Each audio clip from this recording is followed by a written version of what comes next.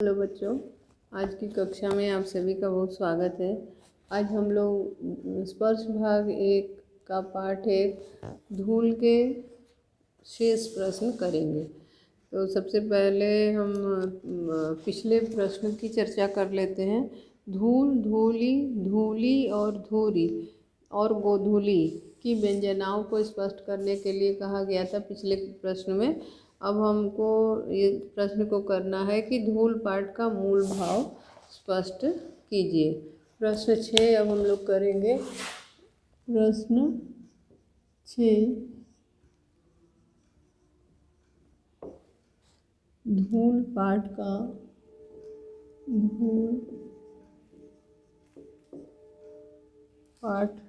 मूल भाव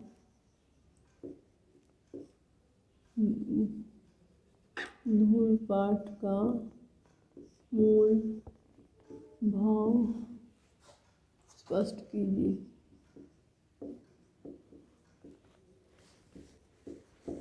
ये प्रश्न है। अब इस प्रश्न का उत्तर हम लोग करेंगे। तो इस प्रश्न का उत्तर है कि लेखक बालकृष्ण इसमें धूल पाठ का मूल भाव क्या है। मूल भाव यह है कि धूल पाठ में लेखक ने धूल की महिमा, महात्म्य और उपलब्धता तथा उपयोगिता का वर्णन किया है। उत्तर लिखते हैं। धूल पाठ में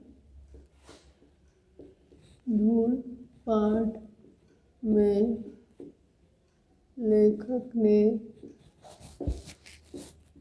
धूल के महात्म्य,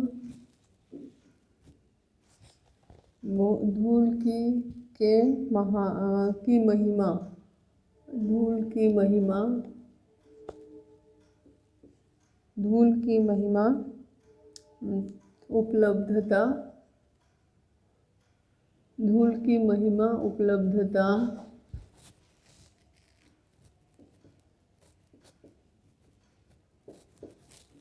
धूल की महिमा, उपलब्धता,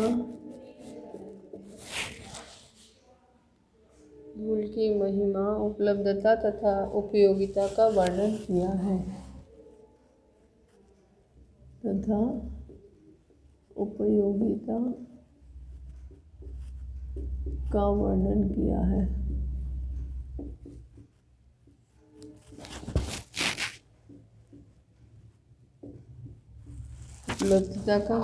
उपयोगिता का वर्णन किया है। इस पाठ के माध्यम से लेखक ने इस पाठ के माध्यम से लेखक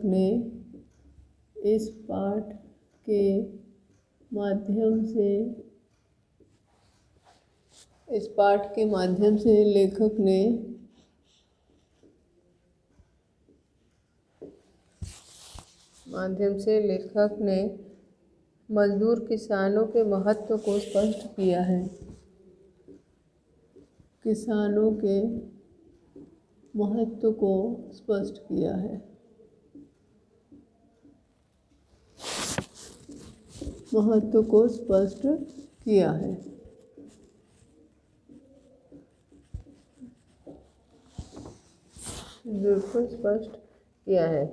उनका मानना है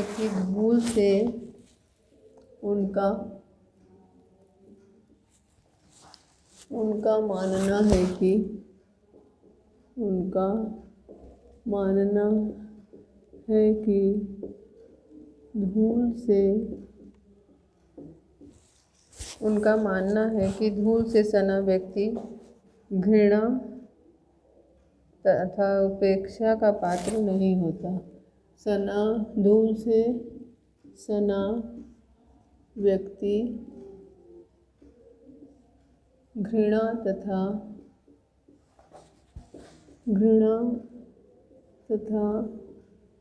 उपेक्षा का पात्र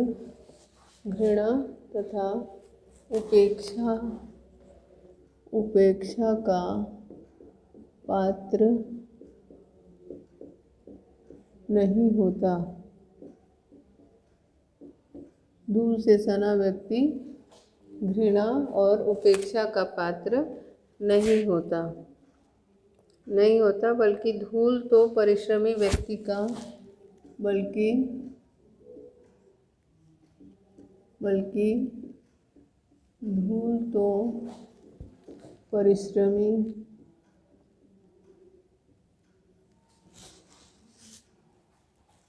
व्यक्ति का परिधान है। व्यक्ति का परिधान धूल तो परिश्रमी व्यक्ति का परिधान है। धूल से सना शिशु धूलि भरा हीरा। धूल से सना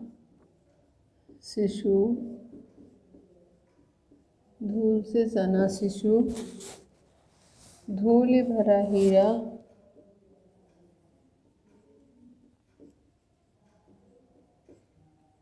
धूल से सना शिशु धूलि भरा हीरा कहलाता है। धूल से सना शिशु धूलि भरा हीरा कहलाता है। आधुनिक सभ्यता में पले लोग धूल से घृणा करते हैं।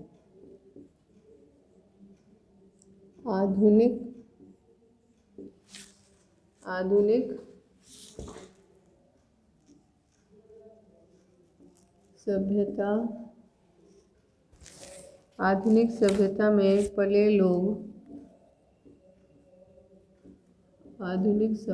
में पले लोग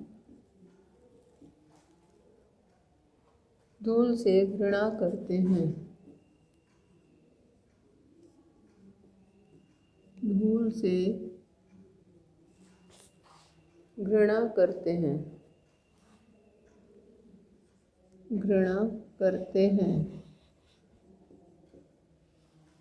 धूल से घृणा करते हैं। वे ये नहीं जानते कि धूल अथवा वे ये नहीं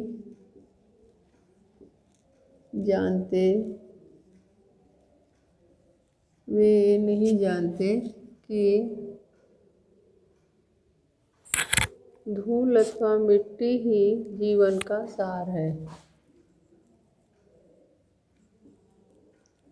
धूल या मिट्टी ही जीवन का सार है। धूल या मिट्टी ही जीवन का सार है। मिट्टी में ही सब पदार्थ उत्पन्न होते हैं। मिट्टी में ही सब पदार्थ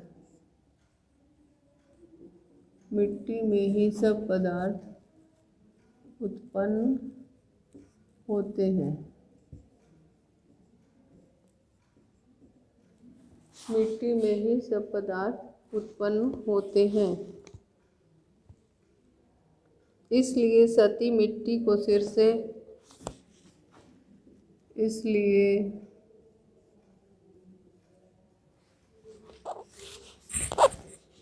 सती मिट्टी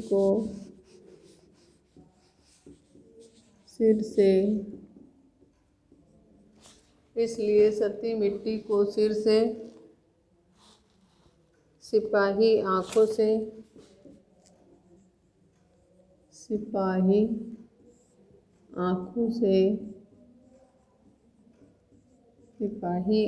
से तथा आम नागरिक स्नेह से स्पर्श करता है। आम नागरिक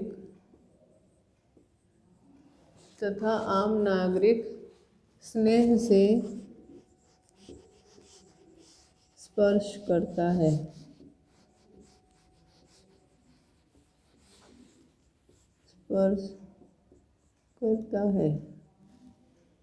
आम नागरिक देश से स्पर्श करता है। अतः लेखक ने देश प्रेम और संस्कृति की प्रतीक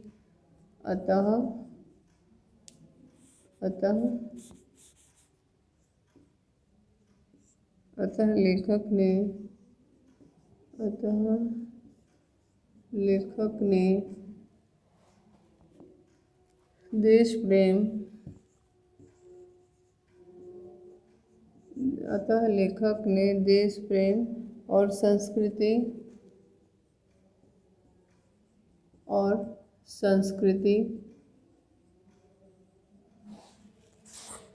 की प्रतीक धूल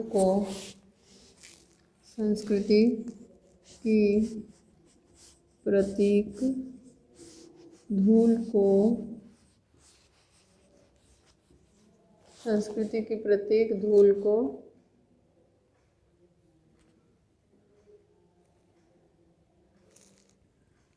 विभिन्न सूक्तियों,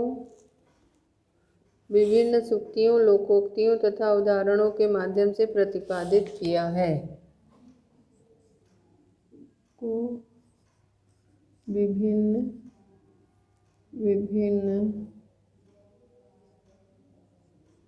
सूक्तियों,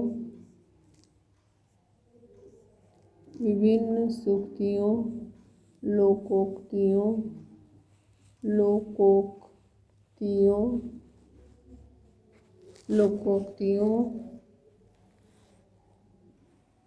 तथा उदाहरणों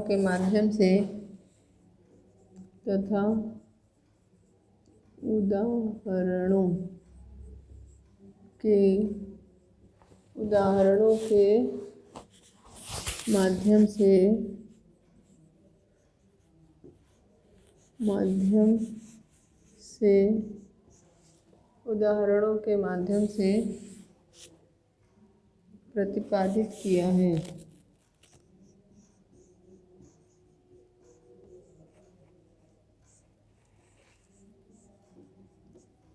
से प्रतिपादित किया है।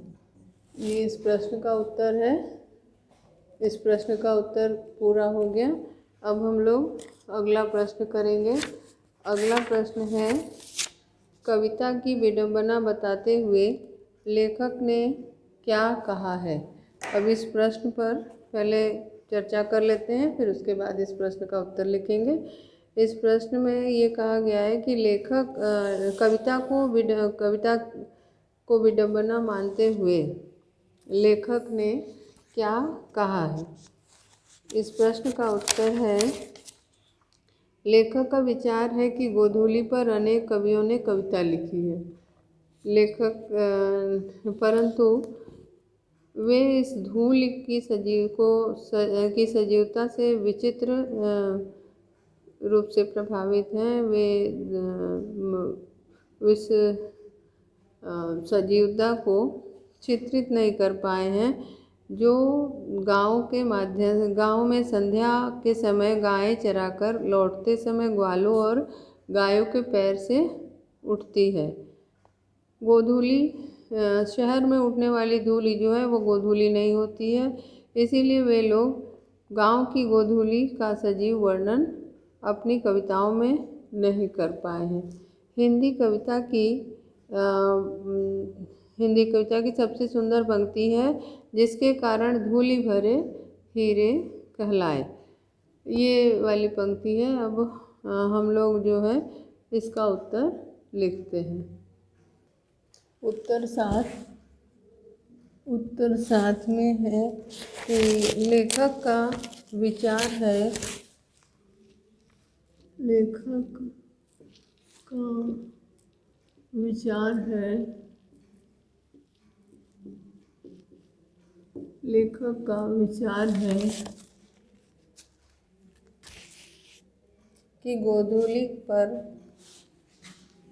कि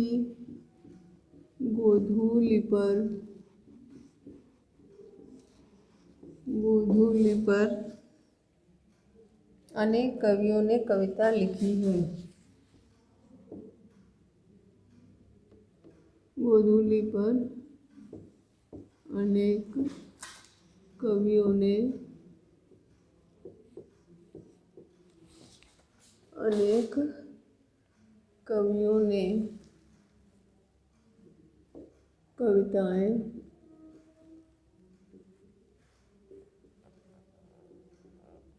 लिखी हैं।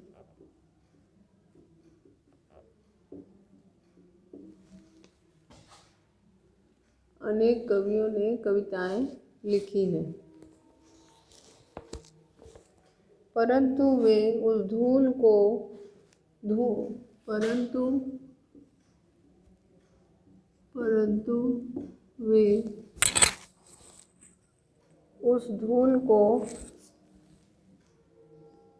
परंतु वे उस धूल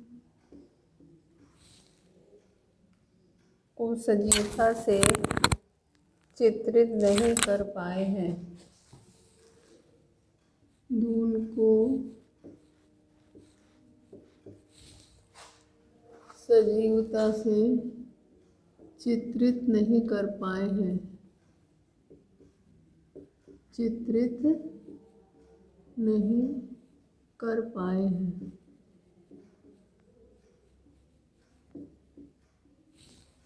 सजीवता से चित्रित नहीं कर पाए हैं।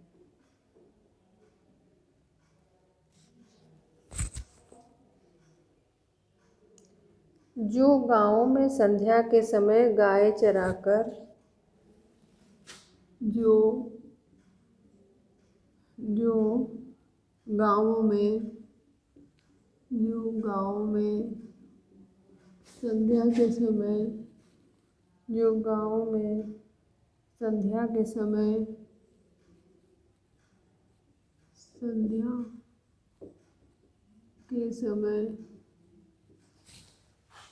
गाँव में संध्या के समय गाय चराकर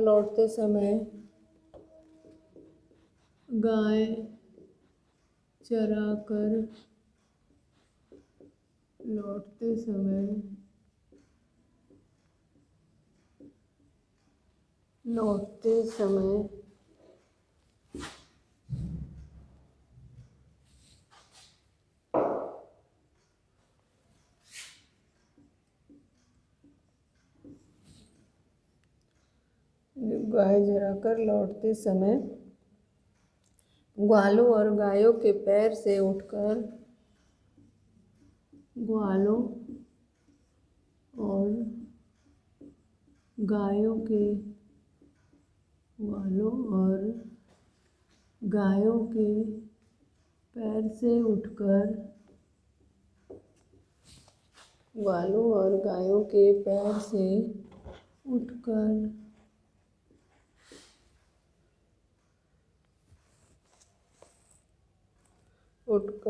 सारे वातावरण में फैल जाती है।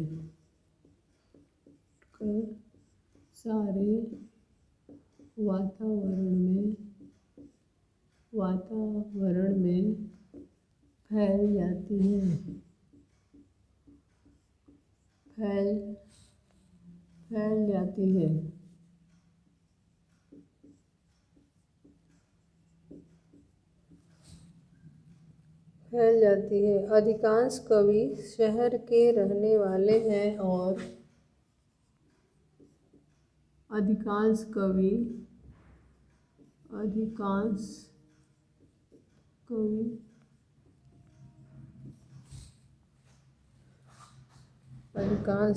शहर के रहने वाले हैं।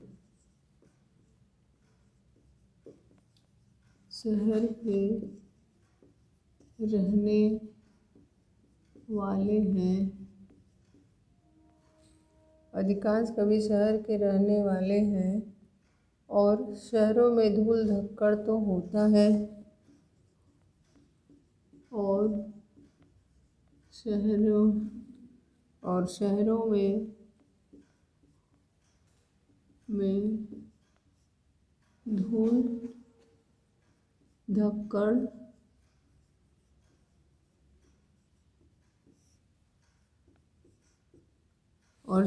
में धूल धक्कड़ तो होता है, परंतु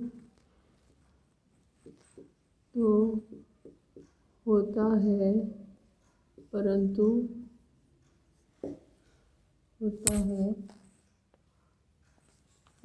परंतु गांव की गोधूली नहीं होती। गांव की गोधूली नहीं होती। इसलिए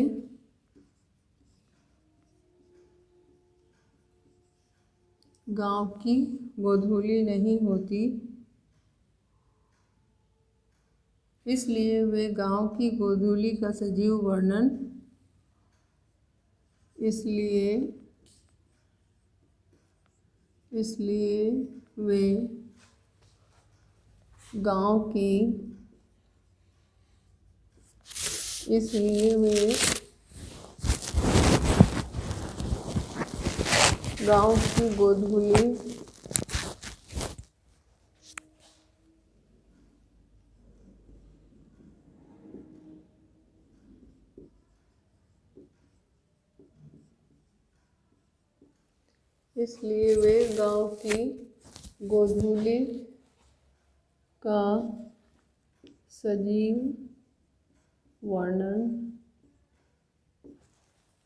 इसलिए वे गांव की गोधूली का सजीव वर्णन अपनी कविताओं में नहीं कर पाए हैं।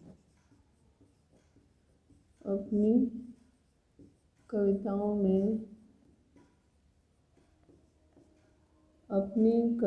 में नहीं कर पाए हैं। वर्णन अपनी कविताओं में नहीं कर पाए। हिंदी कविता की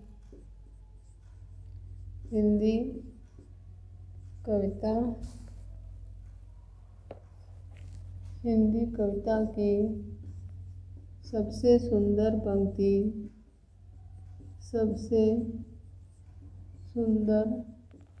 हिंदी कविता की सबसे सुंदर पंक्ति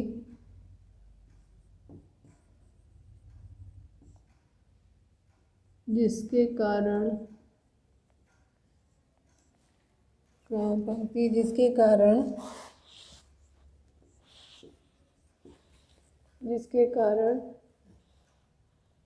धूलि भरे हीरे कहलाए। धूलि भरे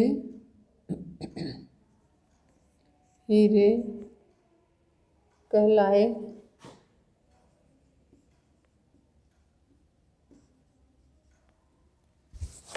हिंदी कविता की सबसे सुंदर पंक्ति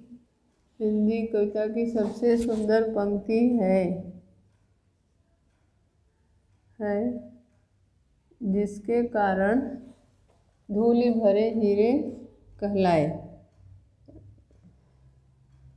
परंतु फिर भी विडंबना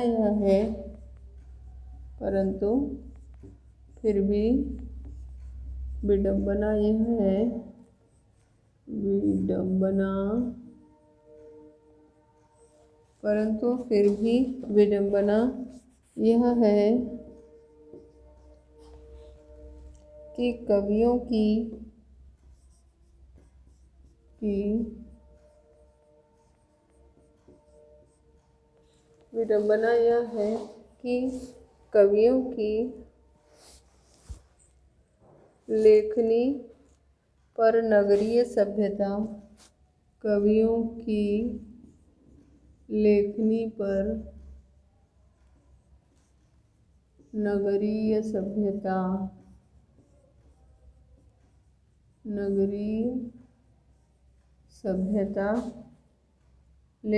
पर नगरीय सभ्यता विस्तार के कारण विराम चिन्ह लग गया है। नगरीय सभ्यता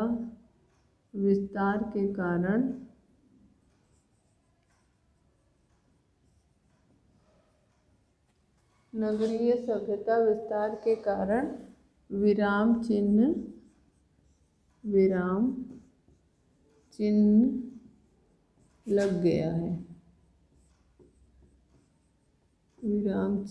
लग गया है। अब ये पंक्ति प्रश्न पूरा हो गया।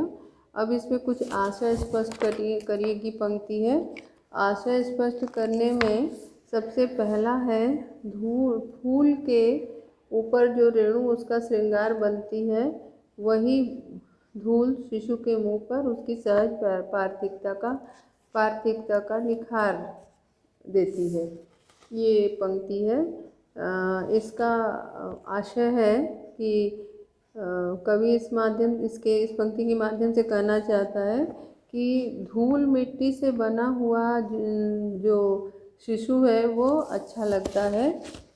उसकी सुंदरता जो है वह उसका जो सौंदर्य है वह कृत्रिम नहीं है, बनावटी नहीं है, उसमें कल्पना नहीं है। किसी भी लेखक कहते हैं कि जो व्यक्ति शिशु को मिट्टी से युक्त पले बढ़े शिशु धूल मिट्टी में सना हुआ बच्चा जिन्हें अच्छा लगता है, वे किसी भी ऐसे बच्चे की कल्पना ही नहीं कर सकते जो धूल मिट्टी में कभी सना ही नहीं हो। इस प्रकार धूल से सने शिशु को धूलि भरे हीरे के रूप में उन्होंने कहा है। जैसे फूल के ऊपर उसके जो फूल की रेणु है उसके सौंदर्य को बढ़ाता है, ठीक उसी प्रकार बच्चों के मुंह में लगा हुआ जो धूल मिट्टी है वह उनके सौंदर्य को बढ़ाता है, यानी कि उसके जो वास्तविक सौंदर्य को, यथार्थ सौंदर्य को प्रकट करता है, क्योंकि उसमें कृत्रिमता या बनावटीपन नहीं है। उसके स्वरूप को ये मिट्टी जो है और निखार देती है। उस समय बड़ी बड़ी खोजों के से जो मतलब जिस समय की बातें कही गई है, उस समय बड़ी बड़ी खोजों से उपलब्ध किसी भी कृत्रिम प्रसाधन सामग्री का प्रचलन नहीं था, लेकिन उनका सौंदर्य इन्हीं प्राकृतिक साधनों से और निखर जाता था, द्विगुणित हो जाता है। लेखक मानते हैं कि परिश्रम और कर्म ही जीवन का सौंदर्य है।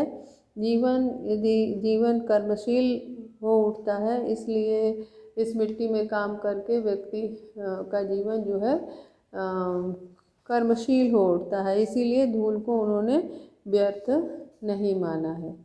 ठीक है। अब अगली पंक्ति है कि धन्य धन्य वे हैं नर मैले जो करत गात कन्या लगाए भूरी ऐसे लरिकान की पंक्ति। इस पंक्तियों द्वारा लेखक ने क्या कहना चाहा, ये है। इन पंक्ति के द्वारा लेखक ये कहना चाहते हैं कि धूल में सने जो बच्चे हैं, बच्चों को गोद में लेने वाला, उठाने वाला व्यक्ति धन्य है। लेखक की दृष्टि में धूल में सने बच्चे को गोद में उठाने वाला व्यक्ति धन्य है। चाहे वह धूल उन बच्चों के माध्यम से उनका स्पर्श करती है, चाहे जिन्हें वह गोद में उठा लेते हैं। मतलब धूल से सने हुए बच्चों को जो गोद में लेते हैं वे जो है धन्य है, क्योंकि वह धूल जो है उस बच्चे के माध्यम से उनका स्पर्श करती है, या ये धूल बच्चे के माध्यम से धूल का स्पर्श करते हैं। लेखक ने धूल की उपयोगिता और महिमा का वर्णन करते हुए ग्रामीण वातावरण में पले बढ़े जो बच्चे हैं उनको धन्य माना है, क्योंकि उनका बचपन गांव की गलियारों में ही बीता और वे धूल में ही खेल के पल बढ़ के बड़े हुए। उनके माता पिता, उनके कर्ता सभी अपने बच्चों को इन सभी को, उनके माता पिता को और उन बच्चों को लेखक ने धन्य बताया है, क्योंकि इनका बचपन गांव की धूल मिट्टी में, पवित्र मिट्टी में बीता। जो धूल दूसरित अपने शिशु को अंक से लिपटा ले, ऐसे माता पिता को उन्होंने धन्य माना है। फलस्वरूप यह पवित्र धूल उनके लिए अत्यंत पवित्र है, इसलिए उन्होंने इस धूल को हीरा कहकर पुकारा है, हीरे की उन्होंने संज्ञा दी है। अब हम लोग आगे की पंक्ति को समझेंगे। मिट्टी और धूल में अंतर। है। मिट्टी और धूल में अंतर है, लेकिन उतना ही जितना शब्द और रस में, देह और प्राण में, और चाँद और चाँदनी में। लेखक कह रहे हैं कि शरीर अगर मिट्टी का है तो सार तत्व आत्मा है। मिट्टी शरीर को विभिन्न आकार देती है, तो धूल जीवन को स्वाभाविकता से जोड़े रखती है। जिस प्रकार शब्द में रस निहित होता है, उसी प्रकार देह में प्राण निहित होता है। चंद्रमा में चांदनी निहित होती है और उन्हें एक दूसरे से अलग नहीं किया जा सकता। उसी प्रकार धूल और मिट्टी दोनों एक हैं, इनको अलग नहीं किया जा सकता। इनकी मिट्टी अलग अलग रंग की होती है, वही मिट्टी की पहचान है। किंतु धूल जीवन की सरलता व भोलेपन को बनाए रखती है। इससे हम अपनी सभ्यता से जुड़े रहते हैं। इस प्रकार ये पाठ आज का यही समाप्त होता है। शेष अगली कक्षा में पढ़ेंगे। धन्यवाद।